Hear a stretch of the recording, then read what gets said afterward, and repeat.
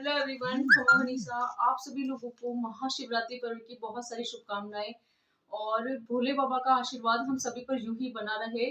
तो friends, finally आज हो चुकी है शिवरात्रि। आई होप आपने भी थोड़ा सुबह जल्दी उठकर अपने घर के काम वगैरह से फ्री होकर भोले बाबा की पूजा करने जरूर गए होंगे। सबसे पहले मैं आपको कहना चाहूंगी कि अगर आप सेकेंड ग्रेड एसएसटी सब्जेक्ट से तैयारी कर रहे हैं और अगर आप रियली में सीरियस है अपनी तैयारी को लेकर, इस चैनल के जरिए अपनी पढ़ाई को और आगे बढ़ा सकते हैं।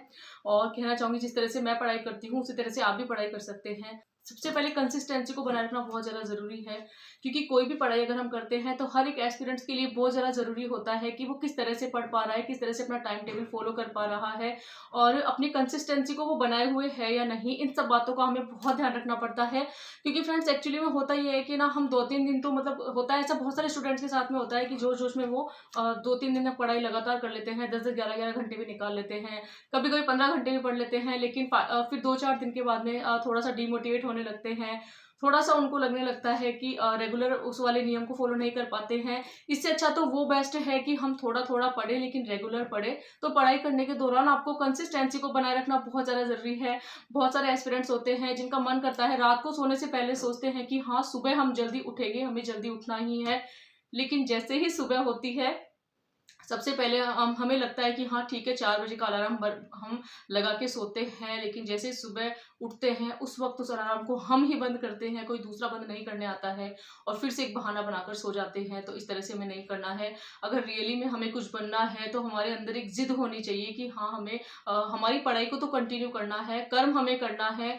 फल देने के बाद किसी भी फल के बारे में हमें नहीं सोचना है किसी भी तरह से, क्योंकि कर्म करना हमारे हाथ में होता है। तो अगर आप डेली जल्दी उठने का नियम फॉलो करेंगे ना, तो ये आपके लिए बहुत ज़्यादा बेस्ट होगा। जैसे आपको मैंने पहले भी बताया था कि मैं सुबह जल्दी उठती हूँ और अपने घर के काम से फ्री होकर पढ़ाई के लिए जल्दी बैठ जाती हूँ, क्योंकि उस वक्त मेरी स्टडी टेबल मेरा वेट कर रही होती है। और इसी तरह से आपको भी कहना चाहूंगी, जितना हो सके ना घर के काम से जल्दी फ्री होकर पढ़ने बैठ जाइए। यही सुबह का जो मॉर्निंग का टाइम होता है ना, वो सबसे बेस्ट होता है पढ़ने के लिए। तो बस फ्रेंड्स यही कहना चाहूंगी, आप अपना जो भी टाइम टेबल बनाते हैं उसको डेली फॉलो कीजिए और खुद से बहाना नहीं बनाना है कि कल से कर लेंगे या फिर अभी तो हमसे नहीं उठा जा रहा है। तो यही जो बहाने होते हैं ना, हमारी सक्सेस के बीच में रुकावट इन्हीं बहानों की वजह से आती है। बाकी दुनिया में लोग तो है ही हमें डिमोटिवेट करने के लिए, लेकिन कुछ हम खुद भी जिम्मेदार हैं हमारी पढ़ाई के बीच में रुकावट बनने के लिए। इसीलिए कहना चाहूंगी, खुद से बहाना बनाना बंद कीजिए और अपने सपनों को पूरा करने के लिए जी जान से हमें मेहनत करनी है। ना मतलब 11-12 घंटे ना सही, लेकिन जो भी 6 या 7 घंटे हम निकाल रहे हैं ना, पूरी कंसिस्टेंसी के साथ में निकाले। उस वक्त हमारा जो ध्यान है वो पूरी तरह से बुक पर होना चाहिए, कहीं और हमारा ध्यान नहीं होना चाहिए। इस बात का हमें ध्यान रखना है। अब फ्रेंड्स, मैं लेती हूँ कुछ कमेंट्स आए थे, उनके आपको रिप्लाई करना चाहूंगी।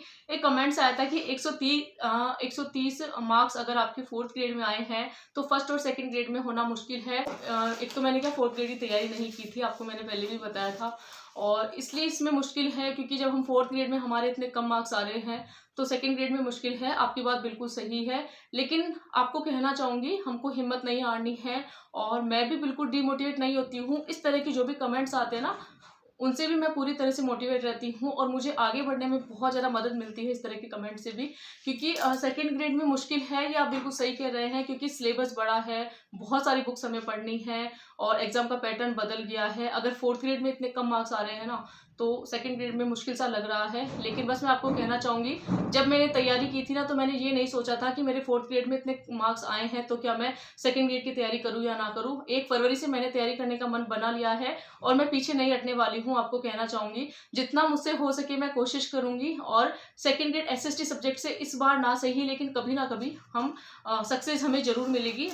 एक मेरे पास में कमेंट्स आया था, 2020 फर्स्ट ग्रेड में 2 गुना में मेरा हो गया था और फाइनल में रह गई थी। तो कोई बात नहीं, आपको नहीं रुकना है और आपको कंटिन्यू अपनी पढ़ाई को रखना है कंसिस्टेंसी के साथ में। डीमोटिवेट बिल्कुल मत होना। अगर हमारा 2 गुना में हो गया है ना, तो कभी ना कभी 1 गुना में भी हमारा सिलेक्शन जरूर होगा और लाइफ में हमें सफलता जरूर मिलेगी। तो हार नहीं माननी है। एक कमेंट्स आया था, अनिशा मैम बेस्ट है इकोनॉमिक्स के लिए। हाँ, मैंने भी आपको कहा था कि एसएसटी पॉइंट पे भी आप ज्वाइन कर सकते हैं एसएसटी सब्जेक्ट के लिए।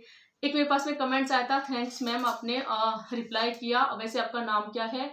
तो मैं आपको बताना चाहूंगी, मेरा नाम है रतन राठौड़। और अगर आप लोग मेरे चैनल पर नए हो तो चैनल को लाइक शेयर एंड सब्सक्राइब कीजिए और कंटिन्यू हम सेकेंड ग्रेड की स्टडी को लगातार कंटिन्यू करेंगे। और एक कमेंट्स आया था मेरे 160 मार्क्स हैं, आरएस इंटरव्यू भी हुआ, फर्स्ट ग्रेड में पॉलिटिकल साइंस से रह गई। कोई बात नहीं, आपका इस बार सिलेक्शन जरूर होगा, लेकिन आपको पढ़ाई कंटिन्यू करते रहना है। और एक कमेंट्स आया था ईडब्ल्यूएस में है 125 नंबर, तो ईडब्ल्यूएस में 125 नंबर है, तो नंबर इतने बुरे नहीं हैं। लेकिन बस मैं आपको कहना चाहूँगी, जो भी मार्क्स हमारे आए हैं ना, वो हम भी जानते हैं, आप सभी भी जानते हो। लेकिन आप नए सिरे से तैयारी शुरू कर दीजिए, जो भी आपका मन है, जिसमें आपको जो भी आपका गोल है ना, जो आपका सपना है, उसे आप पूरा करने में लग जाइए। नंबर जो है, बस हमारा ये काम था कि हमने फोर्थ ग्रेड का पेपर भी दिया, हमारे 2 गुना में भी हो गया, हमारे मार्क्स भी आ गए हैं। लेकिन अब हमको उस बारे में नहीं सोचना है कि 1 गुना की कट ऑफ क्या रहेगी, है ना, ये सब। क्योंकि ऐसा होता है इन सब चीज़ों में हमारा माइंड बहुत ज़्यादा डिस्ट्रैक्ट और डाइवर्ट हो जाता है, हमें वो नहीं करना है।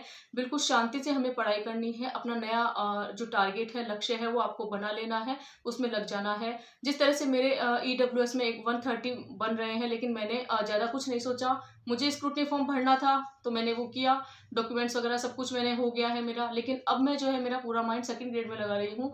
ये नहीं कि मैं उसके बारे में सोचूंगी कि 1 गुना में क्या होगा, क्या नहीं होगा, ये सब हमें नहीं सोचना है। बस हम यही सबसे बड़ी गलती करते हैं, जो भी पेपर हम दे के आते हैं ना, उसके बारे में हम सोचते रहते हैं 2 या 3 महीने तक। वो हमें नहीं करना है। जिस तरह से मैंने 1 फरवरी से अपनी तैयारी शुरू कर दी है, बिल्कुल जीरो से, बिल्कुल शून्य से, उसी तरह से आप भी अपनी तैयारी कंटिन्यू कीजिए। हो सकता है आपका सेकंड ग्रेड में रिवीजन मतलब पूरा सिलेबस हो गया हो कंप्लीट, और आपका रिवीजन चल रहा हो। और जिनका भी सिलेबस नहीं हुआ है ना, वो अपने सिलेबस को पूरा करने में लग जाइए।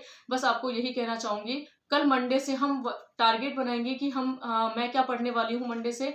और आपको भी कहना चाहूंगी, आप जो भी टारगेट बनाते हो 1 डे का, उसे आप पूरा कीजिए। और जितना ज्यादा हो सके ना, अपने एक दिन के सारे टॉपिक्स को क्लियर करने के बारे में सोचिए। और इधर उधर हमें ध्यान भटकाने की कोई ज़रूरत नहीं है।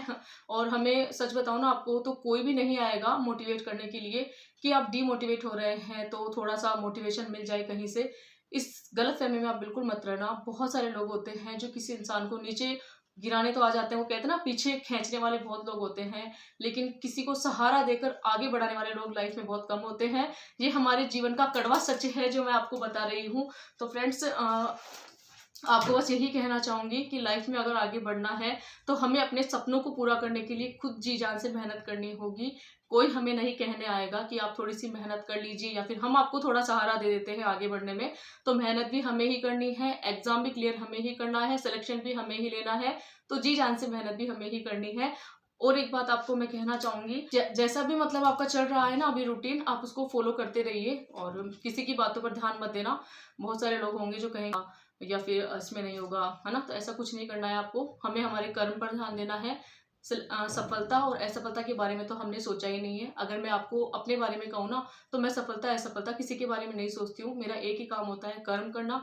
जो भी एग्जाम की तैयारी कर रहे हैं, उसके सिलेबस को देखना, है ना, और उसके टॉपिक वगैरह क्लियर करना, अच्छे से मेहनत करना, एग्जाम दे के आना, और फिर उसके बाद में भगवान के ऊपर छोड़ देना। बस यही मेरा काम रहता है। तो आपको भी यही कहना चाहूंगी, ज्यादा सीरियस होकर पढ़ाई ना करें, खुश होकर पढ़ाई करें। किसी की बातों से आपको कभी डिमोटिवेट भी नहीं होना है। हमेशा अगर आपको सिलेक्शन लेना है ना, तो खुद पर विश्वास करके ही पढ़ाई करनी है। क्योंकि खुद पर जब विश्वास होगा ना, तभी आप पूरा मन लगा के पढ़ पाओगे। और इसी उम्मीद के साथ में मैं आपको कहना चाहूंगी, अगर आप लोग मेरे चैनल पर नए हो, चैनल को लाइक, शेयर एंड सब्सक्राइब कर सकते हैं। और अपनी तैयारी को यूं ही कंटिन्यू कीजिए। एक बार आप सभी को फिर से महाशिवरात्रि पर्व की बहुत सारी शुभकामनाएं, और बाबा भोलेनाथ का आशीर्वाद हम सब पर यूं ही बना रहे।